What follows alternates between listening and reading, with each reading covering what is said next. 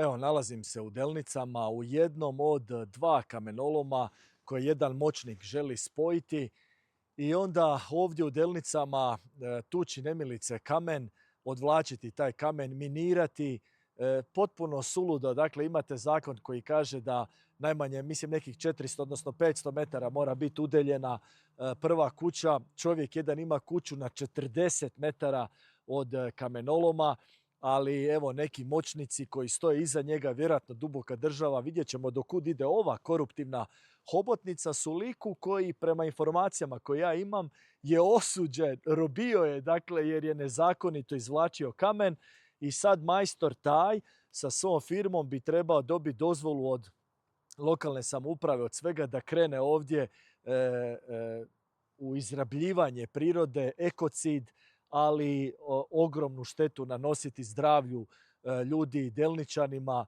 ljudima ovoga kraja. To je potpuno suludo. Dakle, mi Gorski kotar moramo sačuvati da budu zelena pluća naše Hrvatske. Mi u Gorskom kotaru moramo razvijati ono OPG-ove, male poljoprivredne obiteljske priče, proizvodnje zdrave hrane, elitnog turizma, vrhunskog turizma.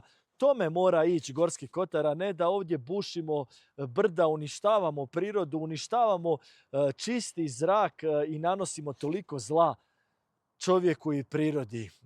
Pa ništa, još jedna od bitaka koje ću voditi, neću uzmaknuti niti centimetra pred moćnicima koji ovdje misle da mogu sve, jer kao što je jedan rekao lokalni političar, on ima novac pa može sve. Na krivog lika je naletio, ićemo do kraja. Nema uzmaka.